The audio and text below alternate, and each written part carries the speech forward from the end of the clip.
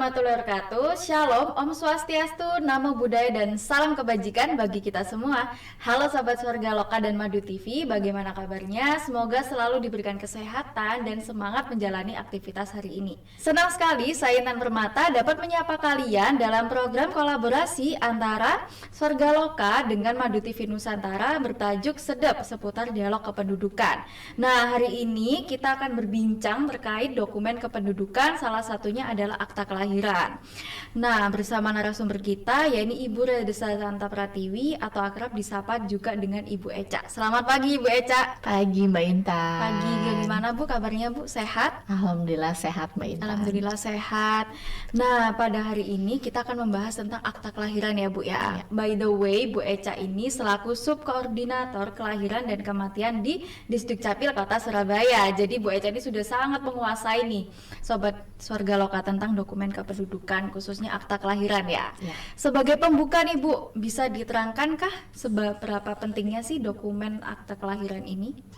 Oke, terima kasih Mbak Intan. Sebelumnya saya udah diundang lagi nih di acara podcast hari ini. Jadi administrasi kependudukan itu sebetulnya bukan pelayanan dasar ya, tapi merupakan dasar dari semua layanan. Itu artinya setiap warga negara Indonesia itu wajib memiliki identitas kependudukan, termasuk dengan akte kelahiran.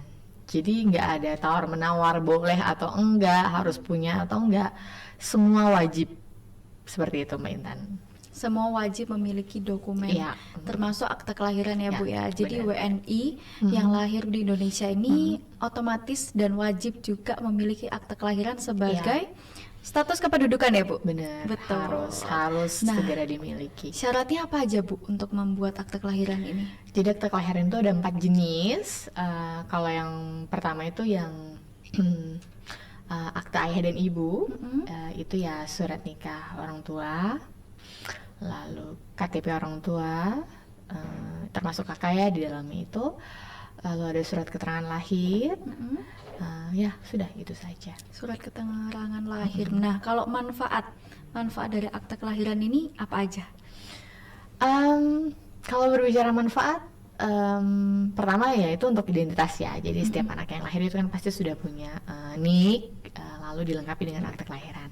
Nantinya pasti anak itu akan sekolah kan. Nah itu pasti yang terutama adalah untuk sekolah. Yang lain-lain juga banyak digunakan untuk yang lainnya, misalnya saja untuk asuransi mungkin, BPJS itu juga membutuhkan NIK dan akte kelahiran. Jadi sebetulnya ya banyak sekali manfaatnya seperti itu. Jadi di dalam akte kelahiran ini ada elemen NIK itu ya Bu ya, benar, yang berguna untuk bisa daftar sekolah dan lain sebagainya. Oke, kalau gitu dalam pembuatan akte kelahiran ini, apakah ketika bayi lahir itu otomatis punya akte kelahiran atau orang tuanya itu harus melakukan pendaftaran pencatatan? Nah,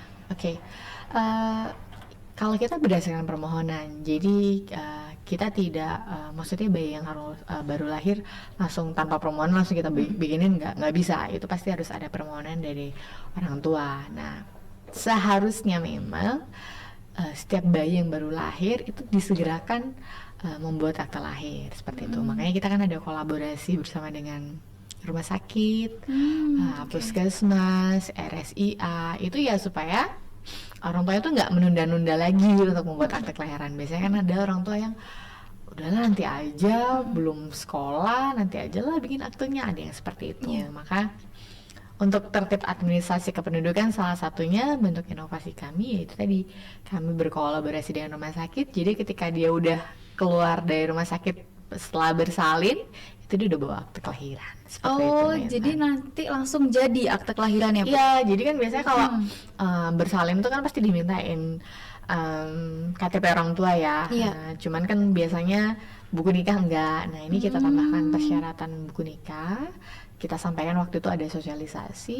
Jadi sangat dimudahkan ketika sudah pulang itu diupayakan sudah membawa akte kelahiran tersebut. Nah, program kolaborasi dengan rumah sakit ada RSIA juga ya. Itu bagaimana Bu awal sosialisasinya?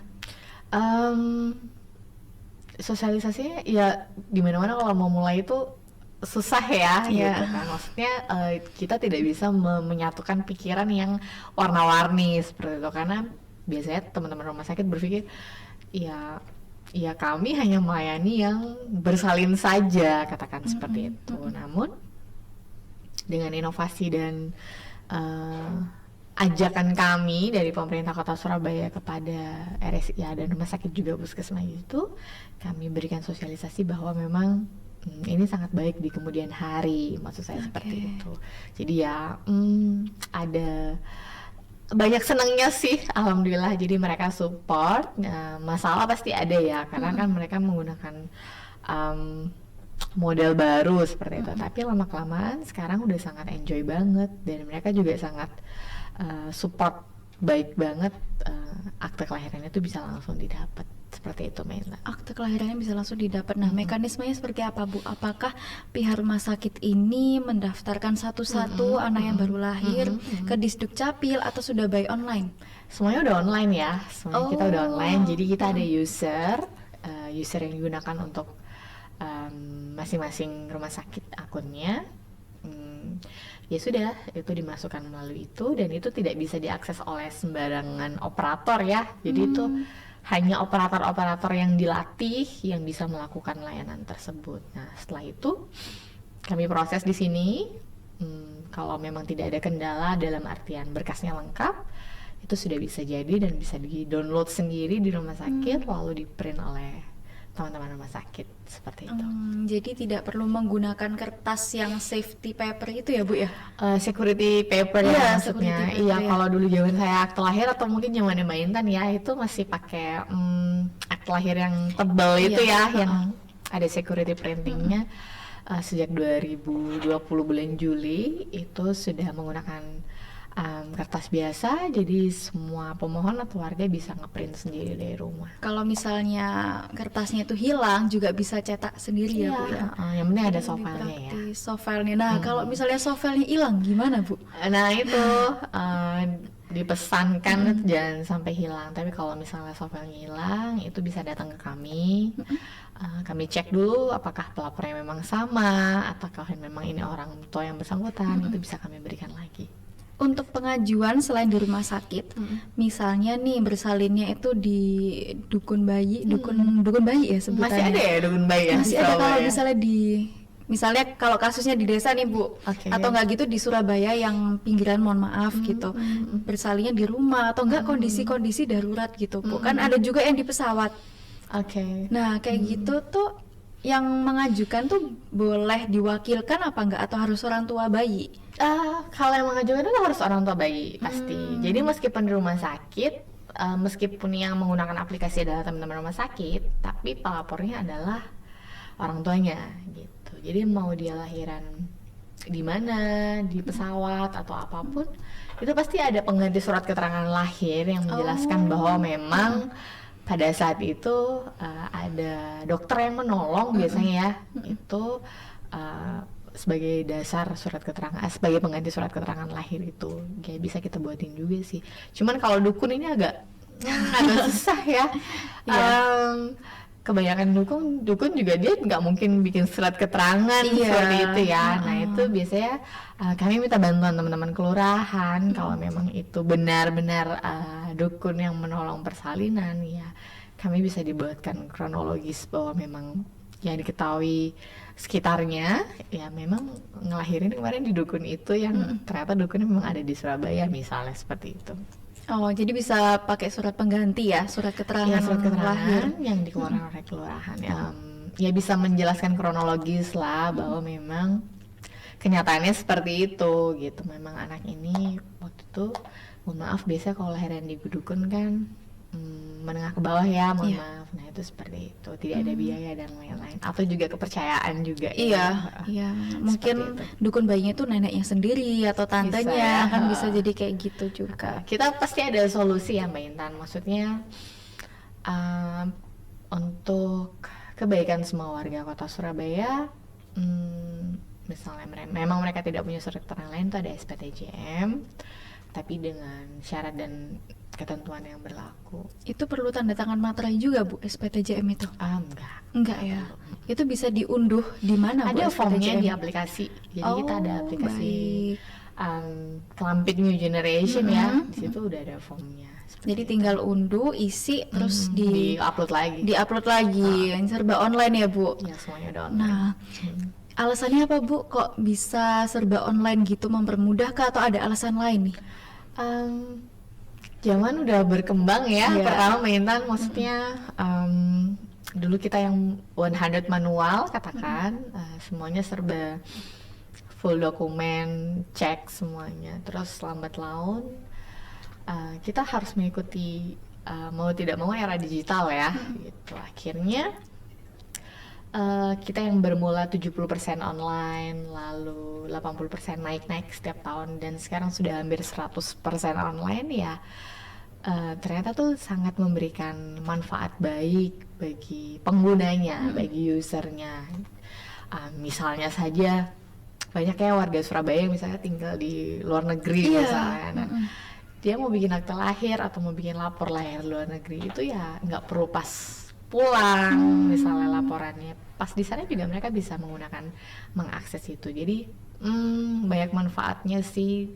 Jadi kita berlari dengan digital dan alhamdulillah warga Kota Surabaya itu responsif banget. Mereka mau belajar juga menggunakan digital seperti itu. Jadi saudara kita yang sesama Kota Surabaya ini yang sedang di luar negeri atau nggak gitu, kebetulan waktu hamil besar nggak bisa balik ke Indonesia, itu bisa ya Bu yang ngurus akte kelahiran dari sana ya? Bisa. Kan kita bisa dibuat secara mandiri ya. Ngeprintnya pun bisa di sana juga ya Bu? Ya, benar. Nggak perlu cepat-cepat pulang ke Surabaya ya? Enggak. Oke, sangat memudahkan ya justru digitalisasi ini. Banget. Nah, selain serba online dan juga kolaborasi dengan rumah sakit, apa ada Bu inovasi di Sdukcapil Kota Surabaya lainnya untuk meningkatkan nih kesadaran masyarakat untuk segera membuat akte kelahirannya? Sosialisasi kita nggak pernah berhenti ya. Oke. Karena memang dari 2,9 juta warga Kota Surabaya itu ada yang sudah sangat responsif, gitu. Ada yang sudah sangat mengetahui bahwa anaknya lahir itu langsung bikin akte. Cuman ada sebagian juga yang saya seperti cerita tadi, nanti aja lah belum sekolah. Iya. Nah, itu kita sosialisasi nggak pernah berhenti, nggak pernah stop. Itu kita terus sosialisasi melalui media elektronik, kita ada media sosial, terus melalui kelurahan juga, kecamatan, terus kita datang ke booth, acara booth apa, baby fair atau misalnya apa, terus kita datang ke event-event apapun kita datengin itu untuk mensosialisasikan bahwa ayo bikin akte kelahiran segera mungkin, seperti itu. Jadi kita terus berinovasi dan kolaborasi ya. Kayak gini kan juga salah satu bentuk sosialisasi kepada warga Kota Surabaya ya, bahwa memang nggak sesusah itu, diurus sendiri bisa kok, nggak usah pakai bantuan orang lain gitu. Iya, untuk meminimalisir bantuan yang tidak diperkenankan kayak calo gitu ya Bu ya. Karena kan sudah serba digital, jadi sebetulnya ya udah nggak ada alasan ya Bu ya untuk meminta bantuan kepada pihak yang tidak bertanggung jawab. Kalau ada yang kurang informasi bisa telepon ke call center. Kita kan juga punya call center ya. Nah, itu nanti bisa dijelasin semua. Misalnya nggak datang gitu, bisa kok.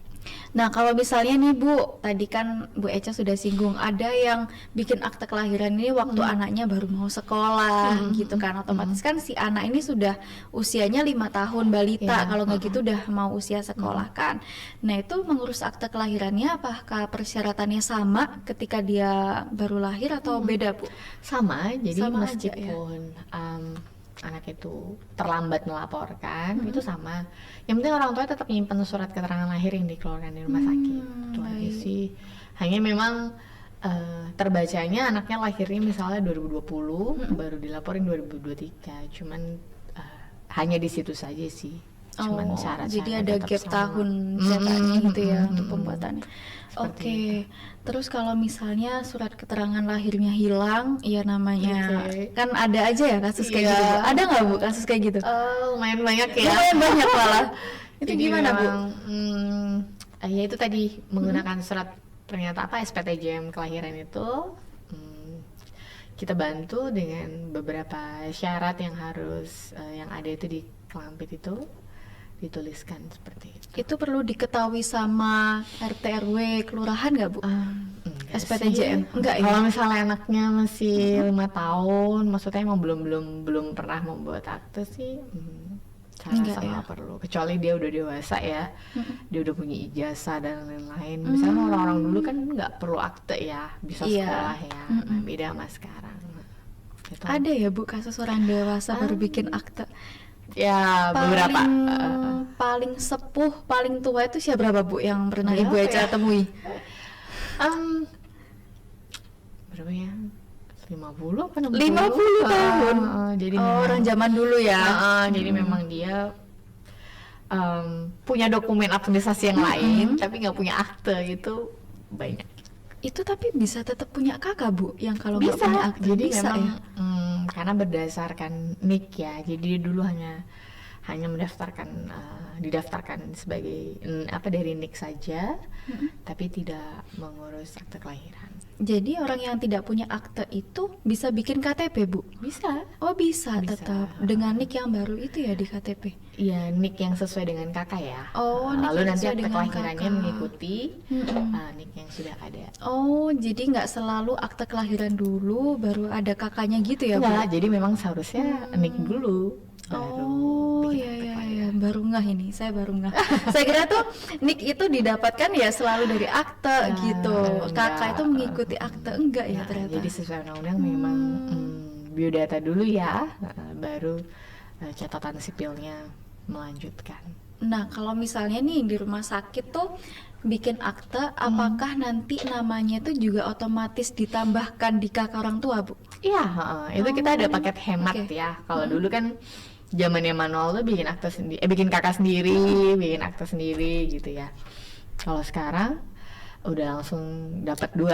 Jadi begitu bikin akte, di kakaknya langsung ada nama bayinya, anak keberapa gitu. Seperti Jadi juga dikirimin nanti file PDF kakaknya yang terbaru. iya. Kalau anak seorang ibu gimana, Bu? Nah, Oh, ini iya. ada kasus nih, Bu. Jadi dari pihak rumah sakit sih, saya dengar aja ceritanya. Jadi kan ada memang kelahiran yang tidak ada ayahnya. tidak ada ayahnya. Jadi si ibu ini tuh datang sendiri tanpa keluarga gitu, sendirian aja. Tidak diketahui ayahnya ini siapa. Nah, itu tetap bisa mengurus juga. Bisa, semua anak itu bisa bikin akte. Jadi dengan kondisi yang macam-macam ya. Jadi tadi saya cerita ada 4 kondisi. Pertama ya akte dengan ayah ibu itu. Yang kedua akte anak seorang ibu. Lalu ada akte ayah ibu tidak tercatat. Lalu ada akte lahir tanpa asal usul. Nah itu kalau anak seorang ibu tuh, mohon maaf biasanya case-nya, mohon maaf ya, itu ibunya melakukan pernikahan siri, biasanya seperti itu. Atau anaknya lahir di 2020, ayah dan ibunya menikah di 2021. Berarti kan Baik.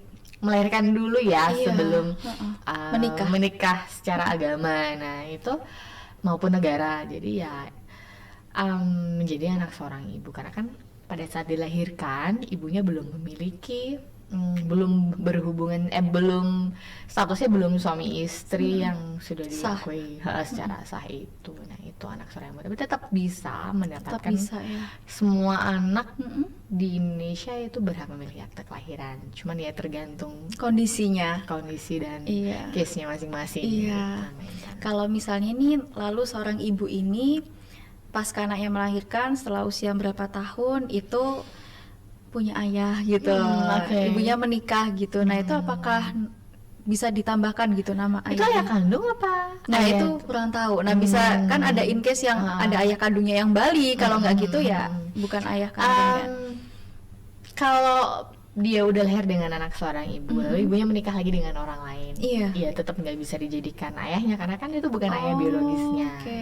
tetap anak seorang ibu. Tapi kalau dia lahir dengan anak seorang ibu lalu ibunya menikah Dengan sah ayah dengan biologisnya. ayah yang biologisnya, itu bisa diisbatkan Bisa diisbatkan. pengakuan anak bahwa memang ini anak kandung seperti itu dengan prosedur-prosedur yang kita kolaborasi dengan pengadilan agama itu. Perlu tes DNA nggak Bu? Gitu tuh. Untuk Kayaknya ada menyatakan prosedur di dalam itu ya. emang ini ayah biologisnya Iya. gitu. Ada ya sepertinya. Sepertinya ada. Hmm. Seperti itu. Malah cukup rumit ya sebetulnya. Iya, makanya nggak disarankan melahirkan dulu ya. Sebaiknya menikah dulu, Iya. baru siap berbahtera rumah tangga dan melahirkan, seperti itu. Kalau kasusnya tuh kan ada kepercayaan yang nikahnya tuh tidak dicatat secara negara gitu, secara sipil. Contohnya pernikahan siri. Nah, itu ketika bikin akte kelahiran itu dia jatuhnya anak seorang ibu atau anak bapak ibu tidak tercatat atau disuruh mencatatkan dulu perkawinannya, Bu? Bisa ke semuanya. Bisa Jadi, ke semuanya. jika memang dia bertahan, ngapain saya nikah secara negara, saya udah dinikahkan oleh Secara pemuka adat atau agama, agama. misalnya gitu ya. Ada sih yang masih, mohon maaf, masih berprinsip seperti itu bahwa Oke. memang ya udah. Nah, kalau memang ayahnya tidak satu kakak dengan ibu sirihnya itu, ya kami membuatnya menjadi anak seorang ibu seperti itu. Tapi kalau secara biodata ayah dan ibunya sudah satu kakak ya, meskipun statusnya kawin tidak tercatat ya, itu ya, karena kan sirih ya. Nah, itu menjadi frasa itu seperti itu. Tapi yang saya sampaikan lagi, kalau misalnya dia isbat itu tadi bisa menjadi ayah setelah udah kawin tercatat, terus dia melakukan isbat, itu bisa menjadi Ayah suami, istri, biologis. dan anak seperti itu. Anak. Jadi bisa masuk tiga-tiga, tergantung pemohon nih, dia mau masuk, mau udah biarin aja siri atau mau diurus Dulu pernikahan secara agama negara dulu atau bagaimana. Jadi bisa tergantung permohon. benar. Jadi tidak ada ketentuan dari Disduk Capil yang ya kamu nikah dulu gitu. Kalau Kemudian- kita sih menyarankan sebaiknya menikah secara Sipil negara dulu. ya, negara lalu diisbatkan itu. Jadi supaya normal, maksudnya ada memiliki status kependudukannya jelas dan ya, ayah Bu. ibu anak seperti itu. Kalau kami sih menyarankan pasti yang terbaik ya, Iya. seperti itu. Baik, banyak Bu kasus seperti itu Bu. Lumayan. Lumayan. Kebanyakan itu Lumayan. kasus yang unik gitu menurut Bu Eca sejauh ini apa? Apa ya kalau kelahiran? Bukan unik sih, kebanyakan itu gini ya, kayak saya cerita, udahlah aku nunggu anakku masuk sekolah aja baru bikin akte. Ternyata sebelum dia sekolah, misalnya sekolah tuh sekarang PAUD usia berapa sih? 2-3 tahun ya. Iya. Sebelum dia 2-3 tahun udah sekolah Bu. PAUD ya, belum tahu PAUD nih. ya, 3-4 tahun tuh kan sekarang ada Oke. PAUD ya. Nah, Iya. yang masih bermain itu Mm-mm. sebelum sekolah dia sakit. Mohon maaf, apnam misalnya kita. Nah, sedangkan mereka kan membutuhkan akte ya biasanya, pihak-pihak rumah sakit, Iya. nik dan akte yang jelas ya. Itu kalang kabut, nangis datang ke kita, ibu tolong saya, anak saya sakit. Nah, jadi kita balapan sama kesehatan gitu loh. Maksudnya prosedur kita 7 hari, secara SOP kan kita 7 hari ya. Cuman kan di satu sisi kita diburu sama kebutuhan dia di rumah sakit. Jadi kan ikut apa sih bahasa Jawa, gopoh gitu, ikut tergesa-gesa. Ibu kenapa sih nggak ngurus dari dulu? Nah, akhirnya hal kayak gitu tuh kita contohin ke banyak orang tua di luar sana untuk itu loh. Jadi membuat akte itu tidak harus menunggu sekolah, karena kan kita tidak tahu maksudnya ya waktunya sakit atau apa. Akhirnya kan seandainya dia udah bikin akte dari lahir, dia nggak pontang-panting ke sana kemari seperti itu. Jadi ya nggak ada beban lain kan ya. jadi ya saya berasa kayak orang tua juga bingung kan, mungkin kata iya Bu kita bantu seperti, cuman ya akhirnya jangan sampai terulang lagi lah untuk para ibu yang lain. Iya. Seperti itu. Akhirnya bisa selesai ya Kita Bu? bantu, Mm-mm. kita bantu nggak lama, maksudnya proses dan berkasnya lengkap ya, lengkap ya bisa kita selesaikan. Seperti Bisa itu. diselesaikan. Akhirnya anaknya sembuh juga. Alhamdulillah, Alhamdulillah maksudnya sembuh. segera tertangani lah di rumah sakit seperti itu. Baik. Kalau misalnya ada anak yang opnam ke rumah sakit itu memang wajib mencantumkan akte atau NIK ya Bu? Wajib ya Mbak Intan, apalagi kalau dia mau mendapatkan BPJS ya, bantuan dari pemerintah itu harus. Lalu bagaimana kalau nggak ada NIK mau memberikan bantuan ya? Nah, seperti itu. Kalau misalnya rumah sakit swasta yang dia ya udah deh nggak pakai BPJS nggak apa-apa gitu karena darurat atau gimana, itu juga mereka juga nge-record name ya, identity, tapi kayaknya nggak se-urgent yang membutuhkan apa untuk BPJS itu, seperti itu. Cuman by name pasti, cuman tidak seberpengaruh itu karena kan dia menggunakan biaya mandiri ya. Jadi memang NIK ini sebetulnya basic need juga ya. Iya, kalau mau Jadi, mengajukan sesuatu. Jadi mau dibuat apa aja tuh pasti butuh NIK gitu kan. Yang menyatakan memang anak ini tuh WNI gitu ya. Jadi saya bisa mengakui nama ini apa kalau bukan dari identitas dari mana, seperti itu. Iya. Siap, ini udah sesi satunya mau berakhir Bu. Kita bisa lanjutkan ke sesi 2. Mungkin Bu Eca ada cuap-cuap atau pesan nih untuk masyarakat supaya bisa segera mengurus dokumen kependudukannya. Oke, thank you Mbak Intan. Jadi untuk semua warga Kota Surabaya, baik itu orang tua maupun siapapun yang belum memiliki akte kelahiran, ayo segera bikin akte kelahiran anaknya. Karena memang itu sebagai dasar semuanya ya, untuk sekolah dan lain-lain. Saya harap nggak susah kok bikin akte kelahiran, bisa datang ke balai RW, ke kelurahan atau ke kecamatan di domisil ibu-ibu semuanya. Saya fokus ke ibu-ibu ya, karena kan biasanya ibu-ibu yang ngurus. Jadi segera dibikin ya, saya tunggu. Baik, terima kasih banyak Bu Eca. Bu Eca, ini ada satu hal yang saya masih pengen tanya nih. Apa itu? Kalau misalnya nih anak ini lahir, lalu ibunya meninggal pada saat melahirkan, nah itu bagaimana Bu kasusnya? Apakah tetap dicatat sebagai anak seorang ayah dan ibu atau gimana Bu? Yang penting ayah ibunya menikah, berarti kan punya buku nikah ya. Iya. Meskipun ibunya meninggal ya tetap akte kelahirannya ada ayah dan ibu. Nah kalau anak yang tanpa asal usul? Tanpa asal usul tuh memang orang tuanya nggak diketahui. Jadi mohon maaf kayak cerita-cerita di sinetron ya. Ada bayi yang tiba-tiba dibuang di kali, ditemu orang. Nah, misalnya itu kan kita nggak ngerti bayi ini dari mana. Siapa? Lalu dengan bantuan berita acara dari kepolisian, kita dibantu sama-sama disaksikan bahwa memang anak ini tidak diketahui oleh siapapun orang tuanya, tapi ada orang yang menemukan mau merawat. Nah, tapi kan anak ini butuh akte ya. Nah, itu kita tidak bisa memasukkan orang tua yang nemu tadi. Ya, memang kenyataannya dia tanpa asal usul. Ya itu.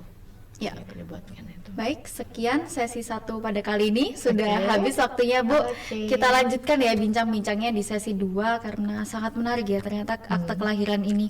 Banyak juga kasus-kasus nih yang belum dibedah nih, nanti kita bisa bahas ya Bu ya di sesi kedua. Terima kasih Sobat Swarga Loka dan Sobat Madu TV Nusantara, tetap saksikan di sesi 2. Jangan kemana-mana ya, sampai jumpa.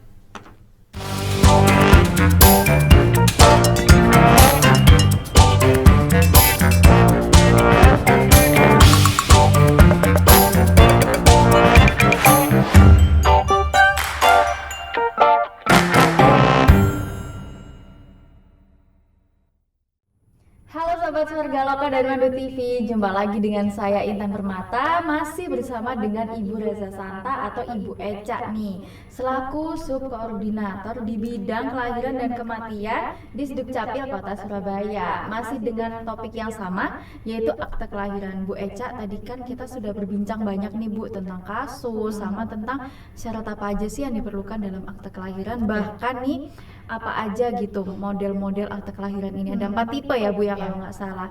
Nah ini ada kasus lagi nih Bu, contohnya seperti ini. Jadi ada seorang anak itu tanya elemen perubahan dalam akte kelahiran itu apakah bisa diubah. Elemen dalam akte kelahiran apa bisa diubah? Mohon maaf agak belibet tadi. Jadi itu si anak ini tuh mau umroh, Bu. Tapi nama bapaknya itu di akte sama di kakaknya itu beda. Nah, dia pengen mengubah itu soalnya takutnya nanti di bagian imigrasi itu ditanyakan. Sedangkan bapaknya itu sudah almarhum. Gitu. Nah, dia ini nanya gimana Kak caranya mengurus perubahan nama ini gitu. Bisa nggak sih, Bu? Kalau nama orang tua di akte itu kan pasti di kakak itu untuk nama dia pasti sama. Yang di kanan bawah itu. Berarti itu kasusnya nama ayahnya itu berbeda dengan database ayahnya gitu ya? Iya, jadi misal namanya tuh kalau nggak salah saya samarkan aja ya Bu, Alifian jadi Alvin, jadi agak jauh memang. Gitu. Udah married belum ya? Anaknya ini. Nah itu saya nggak. Jadi gini Mbak Intan, sebetulnya memang sering ya ada terjadi udah entah itu ejaan lama atau perbedaan satu kata gitu, beberapa terjadi memang. Selama dia punya dokumen pendukung, misalnya saja ijazah SD, SMA, SMA, ataupun kalau dia sudah menikah, dia punya buku nikah itu ada pasti nama ayahnya ya. Iya. Dan itu semua udah sama dengan yang apa yang dia mau, misalnya mau disesuaikan, itu bisa dirubah. Tapi kalau dia misalnya namanya Robert menjadi Robertinus gitu ya. Dia mau dirubah menjadi Robertinus, tapi dia nggak punya data pendukung untuk itu. Nah, lalu saya memperbaikinya seperti apa? Jadi kita kembalikan lagi, selama warga tersebut punya dokumen pendukung dengan nama yang seperti yang dimau itu dan dokumen di antara ijazah, buku nikah dan lain-lain itu ada, ya pasti kita upayakan untuk rubah seperti itu. Tapi kalau misalnya nggak ada sama sekali, nah itu baru kita dimohonkan ke pengadilan negeri itu bahwa memang orang itu sama gitu, masuk satu orang yang sama. Baik. Seperti itu. Jadi untuk dokumen pendukung ini ketentuannya nih Bu, untuk dokumen pendukung itu berlaku seluruh Indonesia atau di Surabaya aja? Soalnya uniknya nih ya kasus ini, dia tuh orang Probolinggo Bu. Gitu. Jadi kan kalau mau ke, kan saya bilang nih, ya udah coba ditanyakan aja ke kelurahannya gitu ya, syaratnya apa aja gitu. Tapi rumahnya di Probolinggo.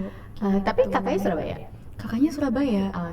Berarti kan harus ngurusnya di Surabaya. Iya. Nah, kalau itu kalau kita kan di bawah Dirjen Dukcapil ya di Kemendagri. Nah, itu seluruh Indonesia aturannya itu sama. Oh, sama. Jadi ya. bukan Surabaya bikin rules sendiri, enggak. Itu semuanya sama. Jadi dimanapun jika memang itu ada data pendukung dan itu tidak ada perbedaan data sama sekali, itu bisa dirubah. Tapi kalau misalnya memang tidak ada data pendukung dan sangat-sangat berbeda, ya harus dengan penetapan pengadilan itu, seperti itu.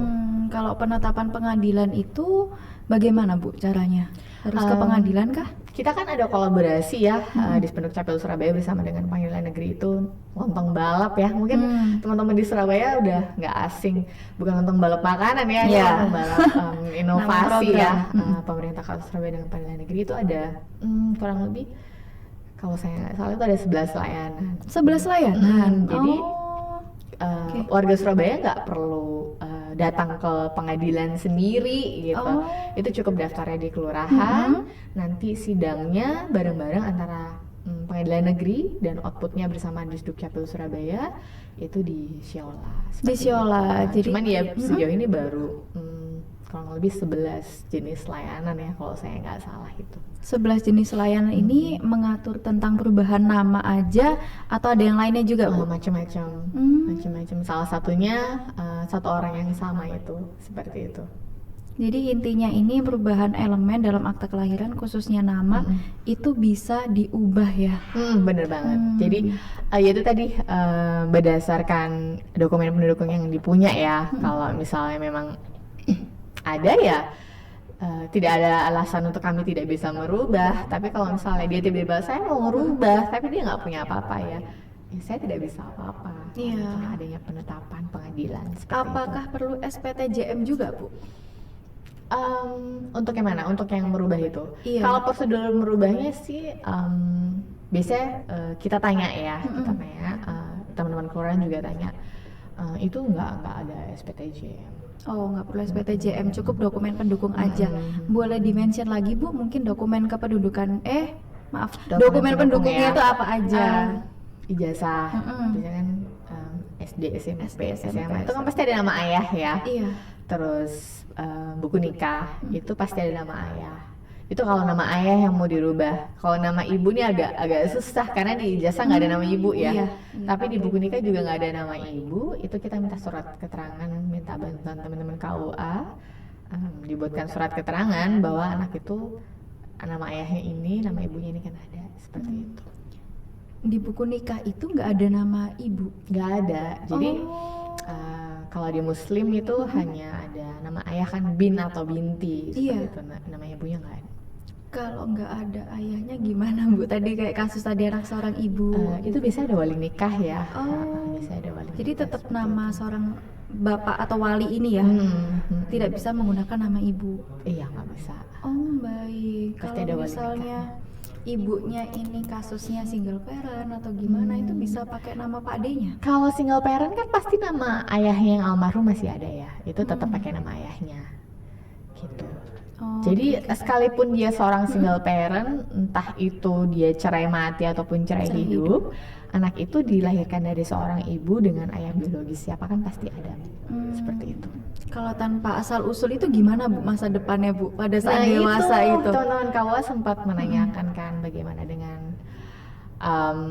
case tanpa asal Iya. usul. Nah itu kita belum bicara, belum ngobrol banyak sih sama teman-teman KUA gimana baik. sih solusi untuk yang lahir tanpa asal usul gitu. Selama ini diakalinnya gimana Bu? Saya belum belajar ya kayak sama teman-teman KUA. gitu. Jadi saya belum ada case di distrik saya Capil ya. kita cuman bikinin ya. Cuman itu tadi ada beberapa yang sudah Bu ini gimana nanti Iya. kalau di Muslim ininya. Nah itu kita belum diskusi Lebih lanjut ya. lebih lanjut sih sama teman-teman Kemenak dan KUA. Selain kasus-kasus yang seperti itu, selama Bu Echa menjabat sebagai subkoordinator kelahiran dan kematian ini, ada lagi nggak Bu kasus-kasus yang lain? Itu salah satunya ya, nama orang yang berbeda. Ini banyak banget. Akte lahir yang di kakak itu nama ayah dan ibunya ternyata nama Pak Ade budenya. Kok bisa? Atau nama nenek sama kakeknya gitu ya. Jadi padahal dia udah punya orang tua, terus ujuk-ujuk udah gede, udah dewasa, mau nikah kali ya. Bu saya ngerubah nama orang tua yang ada di kakak saya, karena itu nama Pak De Bude saya. Loh. Terus saya tanya, buktinya apa kalau itu Pak De dan Bude? Saya bilang gitu. Iya Bu, soal macam-macam pernyataan. Tapi ada beberapa yang saya punya ijazah dan ijazah itu ada nama ayah saya seperti itu. Jadi ya kita ulik dulu dokumen pendukung yang dipunya sampai itu ternyata bisa di kompilasi dan akhirnya oh ya memang ini ayah dan ibunya dengan buku ayah dan ibunya yang buku nikah itu ya kita bisa rubah seperti itu. Tapi kalau nggak ada sama sekali ya itu tadi kita minta bantuan penetapan seperti itu. Jadi kalau misalnya memang tidak ada dokumen pendukung bagi teman-teman yang ingin mengubah elemen pada nama akte kelahiran ini dibutuhkan penetapan pengadilan. Ya, benar banget. Seperti itu. Untuk penetapan pengadilan ini prosesnya kita datang ke lurahan. Cukup lalu daftar di kelurahan daftar aja. Apakah ada persyaratan tambahan Bu? Itu ada leges yang harus dileges di kantor pos. Lalu ada form pendaftaran itu juga di kelurahan sudah ada. Di kelurahan sudah Nanti ada. diverifikasi sama teman-teman dari pengadilan. Jika memang itu berkasnya bisa digunakan untuk sidang, ya dilanjutkan. Tapi kalau misalnya memang tidak bisa ya ditolak seperti itu. Baik, lalu untuk misalnya nih di kelurahan, jadwal sidangnya juga nanti diinfokan oleh Pasti, kelurahan ya, Bu? jadi nanti ada biaya yang harus dibayarkan, yang harus ditransfer di rekening yang terdaftar. Setelah itu, setelah dibayarkan, lalu kita WA, kita infokan bahwa ada jadwal sidang di hari apa, tanggal berapa, mohon dapat hadir tepat waktu bersama dengan saksi yang telah didaftarkan, seperti itu. Biayanya ini ke pengadilan ya? Ke pengadilan. Oh, jadi Distrik Capil tidak memungut biaya apapun Tidak ya? ada apapun. Hanya biaya administrasi sebagai pendaftaran saja. Oke, baik. Lalu tadi sudah membahas tentang perubahan elemen nama. Nah, habis itu ada kasus-kasus yang unik gitu ya, Bu ya.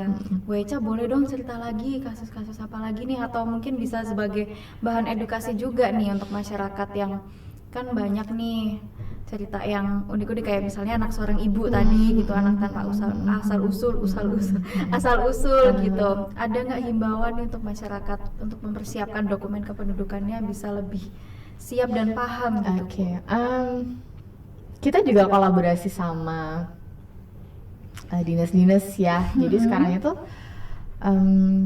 pasangan yang mau menikah itu benar-benar sudah harus ada kelas calon pengantin, harus sehat calon pengantinnya karena untuk masa depan anak-anaknya supaya bayinya nggak stunting dan lain-lain. Nah di situ juga ada beberapa salah satu bentuk tertib administrasi. Jadi dari dia mulai mau menikah, terus dapat kelas calon pengantin, lalu dapat vitamin.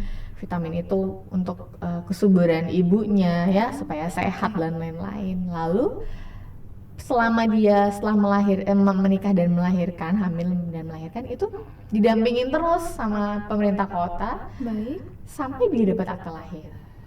Seperti itu. Jadi itu mungkin informasi ya buat teman-teman semua warga Kota Surabaya, buat yang mau nikah nih jangan lapor ke RT RW aja untuk dapetin syarat. Karena memang bukannya kita tidak mempermudah ya, ini tujuannya baik supaya keturunan anak-anak calon anak-anak hebat Kota Surabaya itu sehat ya, Sehat dan berkualitas stunting. juga. Jadi di situ ada beberapa dinas. Itu tadi, jadi kalau dulu saya menikah kan ya udah daftar, lalu disuntik di puskesmas sebagai syarat, terus menikah gitu kan. Nah, Selesai terus. Cuman kan nggak tidak terdeteksi saya ini sudah memiliki nutrisi yang baik atau enggak, bayi yang saya kandung itu bakal sehat apa enggak, itu kan belum ya. Nah dengan adanya program dari Bapak dan Ibu Wali Kota ini, khususnya ibunya area Kota Surabaya ini yang Ibu sangat Rini ya, care banget ya sama penerus bangsa, itu adanya kelas Jatin itu. Di situ ada kita, ada Dispendu, lalu bersama dengan kesehatan juga, lalu ada kita di perubahan status dari belum nikah menjadi nikah, kawin itu, lalu hingga ibu nifas melahirkan itu. Jadi betul-betul jadi seneng banget ya. loh sekarang Iya. anak muda Kota Surabaya tuh didampingin gitu, didampingin guna melahirkan anak-anak sehat gitu. Iya. Jadi Saya juga dapat cerita sih Bu dari teman saya di Puspaga itu, Iya, ada kelas benar. pranikah itu, saya baru tahu loh. Nah itu pendaftarannya gimana Bu? Itu otomatis tercatat, oh anak ini mau nikah gitu, kerjasama dengan KUA kah atau gimana? Iya, jadi itu pasti ada pendaftaran di kelurahan ya. Seperti biasa itu semua kita bisa mendaftar. Lalu ada rangkaian-rangkaian yang harus dilalui. Itu tujuannya baik dan tertib administrasi juga. Dan itu Gitu sifatnya sih. wajib Wajib ya? Wajib, baik itu muslim maupun non muslim. Muslim maupun non-muslim. Kalau non muslim kan misalnya- dulu melakukan pernikahan di gereja, Iya. lalu mencatatkan pernikahan ini di catatan sipil, sudah berhenti di situ saja kan. Iya. Nah, kalau sekarang sama, mereka juga Dibina mendapatkan ya. didampingi, tujuannya juga sama seperti itu. Jadi yaitu tadi akte kelahiran itu mungkin ibu-ibu zaman old gitu, maaf ya ibu-ibu, maksud saya yang masih menunda anaknya bikin akte lahir, udah nanti anak saya mau sekolah aja lah baru saya pikirin. Tolong sesegera mungkin dibuatkan akte lahir, karena memang kita juga ada KIA ya, Kartu yang identitas iya, anak ya. nah itu tujuannya juga untuk anak-anak punya identitas, gak hanya parentsnya aja, gak hanya orang tua aja yang punya KTP. Itu juga ada tujuan baik gitu. Jadi yuk bikin akte lahir. Iya. Gak usah jauh-jauh, di Balai RW aja kita punya layanan. Terus bisa di kelurahan juga atau di kecamatan. Gitu sih Dan Mbak Intan. mungkin untuk ibu-ibu muda ya, yang calon ibu-ibu muda Benar. yang mau menikah nih, tolong nih diberitahu ini aku mau nikah nih, supaya kita dari Pemkot Surabaya juga bisa membimbing ya.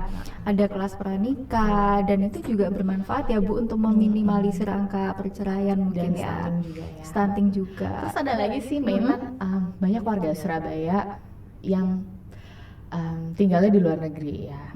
Dan mereka sudah statusnya tetap warga negara Indonesia, kota Surabaya, tapi memang tinggalnya di luar negeri. Mereka mendapatkan hak yang sama. Jadi ketika mereka lahir di luar negeri atau meninggal di luar negeri, negara tersebut kan pasti mengeluarkan surat keterangan lahir dari rumah sakit. Iya. Lalu mereka melaporkan ke kedutaan. Dari kedutaan itu dikeluarkanlah akte lahir seperti itu. Ada akta pencatatan sipilnya. Nah itu mereka bisa melaporkan juga lapor kelahiran luar negerinya ke kita gitu. Jadi mereka mendapatkan hak yang sama bahwa memang tidak hanya dari kedutaan saja, tapi ada pelaporan lahir luar negeri yang kita buat di Surabaya bahwa memang oh ya ini anak Surabaya yang dulu lahirnya di misalnya di Australia. Iya, kita satu pemikiran Bu. Saya juga kepikirannya, oh di Australia mau nyeletuk gue Sehati ya. Sehati, sama pemikiran udah ada telepatinya.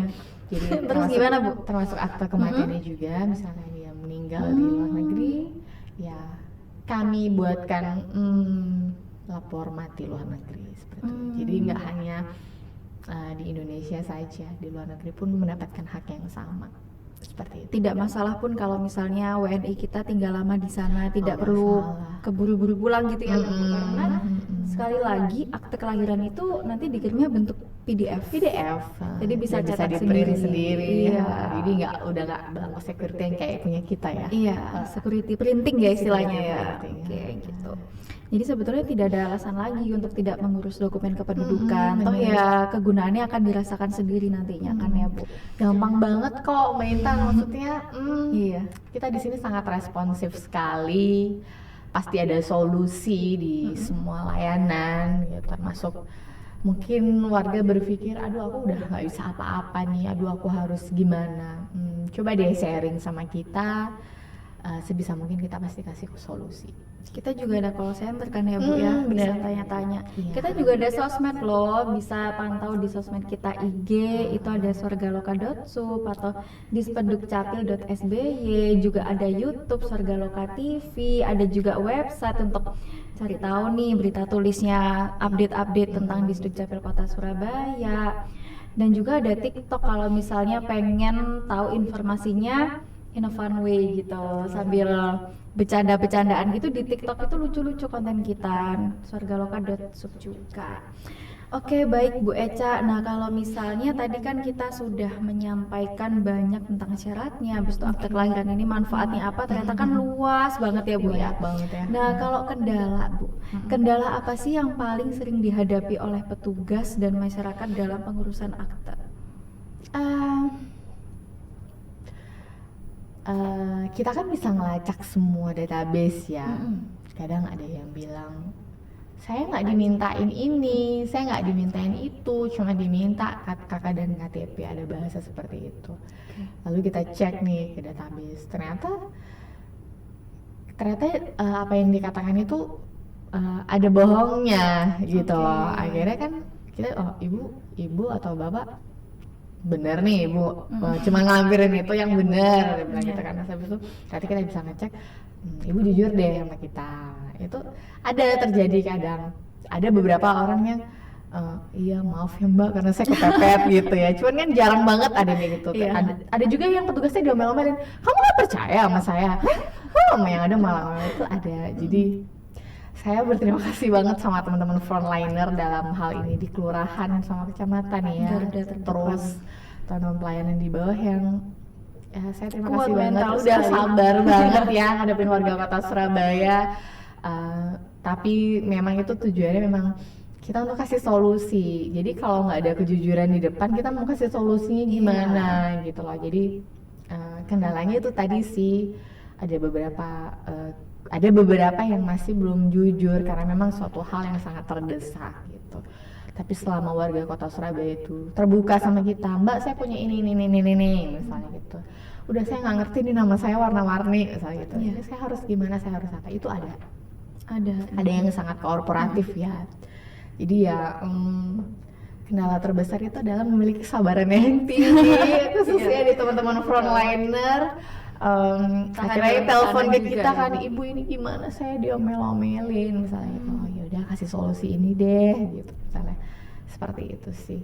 Saking kita sangat menikmati dan sangat enjoy dalam memberikan layanan itu, saya sampai hampir gak nemuin kendala gitu loh. Oke, udah khatam Bu. Ya jadi ya udah deh, coba kasih solusi ini, coba kasih solusi itu. Jadi ya karena sudah sangat menikmati dan lebih banyak positifnya ya daripada ke negatifnya, jadi ya having fun aja. Sejauh ini apakah ada kasus yang menurut Bu Eca tuh ini kayak berat banget, mungkin di awal ya Bu, di awal ketika pegang akte kelahiran dan kematian ini, Bu Eca merasa oh ternyata ada kasus kayak gini ya, ini gimana ya gitu. Kalau sekarang kan udah terbiasa gitu. Di awal-awal dulu Bu, ada nggak sih? Nggak ada sih, karena saya berpikir semua masalah pasti ada solusinya. Ada solusinya. Jadi saya nggak pernah ngerasa mentok gitu ya, maksudnya sampai yang mentok nggak bisa apa-apa nih, nggak. Paling saya bentar ya, ini pasti ada solusinya. Nggak mungkin misalnya, pasti ada gitu. Entah itu kita arahkan kemana, itu pasti ada solusinya. Dan tadi itu kan ada rekam jejak katanya ya, itu juga salah satu fungsi digitalisasi pelayanan nggak sih Bu? Bener. Ya kan, Jadi kalau kita misalnya cek zaman dulu tuh arsipnya tuh banyak kan kertas. Iya, ada yang bikin namanya misalnya Robert Ronaldo Marcelino misalnya. Waduh. Gitu, pas lahir nih ya. Terus 3 tahun kemudian dia ngerubah, maunya dirubah jadi Robert Sujono Marcelino misalnya gitu. Terus dia bilang ke kita, ini yang salah teman-teman Dukcapil, ini orang saya ngetiknya Robert Sujono, Robert yang pertama tadi. Kok jadinya Robert ini, saya namanya Sujono misalnya gitu. Oke Pak, saya cek ya. Itu kita cek deh di tahun itu kan. Ini tulisan tangan Bapak loh, bukan salah kita loh. Dan kita kira dia malu sendiri. Iya Mbak, bukan saya yang ngurus ya, ujung-ujungnya gitu. Siapa yang ngurus Pak? Ini ada tanda tangannya. Oh iya, itu siapa? Jadi ya ketahuan malah. Akhirnya bisa Pak, ini bisa kita rubah, tapi saya mohon dibantu dokumen-dokumen lain seperti itu. Karena memang kalau untuk perubahan nama itu kan juga ada kepercayaan ya Bu, adat atau ya bisa ada anak sepupu kita, gitu ya, sakit atau enggak gitu. Kalau dalam istilah Jawa tuh kabotan jeneng. Bener. Nah itu kayaknya ada juga deh kasus kayak gitu, karena saudara saya pun ada seperti itu Bu, perubahan nama dan cukup jauh sih, dari misalnya Intan jadi Lintang gitu, atau Intan jadi Monica gitu. Nah itu kalau udah jauh begitu biasanya kita minta bantuan penetapan. Karena memang saya nggak punya dokumen pendukung betul, ya, dan sangat berbeda ya dari Intan menjadi Monica atau Lintang. Kecuali Intan jadi Intania atau misalnya ada nama yang sama gitu, mungkin kita masih dibantu dengan dokumen lain. Tapi kalau nggak ada ya penetapan pengadilan, tapi tetap bisa, karena ya gimana lagi tuh kan kepercayaan masing-masing ya, untuk sebagai orang istilah tua, kabupaten aku kok sakit terus misalnya gitu. Jadi bisa ya, meskipun nanti saya tuh sudah sepuh usia 50 tahun, tiba-tiba saya pengen ganti nama, itu tetap boleh Bu? Bisa silahkan aja ya. Misalnya dia udah terkenal nih, atau dia mau nyalek misalnya. Oke, itu Bu, Agnes Monica ke Agnes Mo. Iya, itu kan juga itu bisa. Hitungannya ganti nama ya? Iya, itu dengan penetapan. Banyak sih. Ini misalnya kita contohin kayak Nia Ramadhani ya. Itu kan kalau nggak salah dulu namanya Nia Ramadhani aja. Lalu dia ingin menjadi Nia Ramadhani Bakri, karena memang ada marga dari mengikuti suami ya gitu. Nah, itu dia dengan penetapan. Jadi Nia Ramadhani Bakri. Sama kalau nggak salah Jessica Mila juga ya? Iya. Untuk nama tambahan, nama marga tambahan itu ya, itu juga boleh. Jadi kayak nama family name seperti itu. Itu bisa dengan penetapan. Terima kasih banyak Ibu Eca. Sama-sama, Kalau saya mau Intan. menghimbau ini nih, untuk Sobat Surga Loka dan juga Madu TV Nusantara, terus pantau ya sosmed kita, ada di IG surgaloka.sub, dan juga ada IG-nya Madu TV juga, YouTube juga ada, website juga ada. Kalian pantau terus untuk informasi seputar administrasi kependudukan. Ikutin juga TV digital kami, bisa dilihat di Madu TV Nusantara maupun di YouTube-nya Surga Loka TV. Saya Ning Intan Permata. Terima kasih untuk Sobat Surga Loka dan Madu TV yang telah setia menemani dan menyaksikan kita hingga penghujung acara. Sekali lagi ikutin terus ya kami di TV maupun di YouTube Surga Loka TV. Saya selaku host yang bertugas pamit undur diri. Wassalamualaikum warahmatullahi wabarakatuh. Mohon maaf apabila ada kata yang salah atau keliru. Terima kasih. Sampai jumpa. Bye.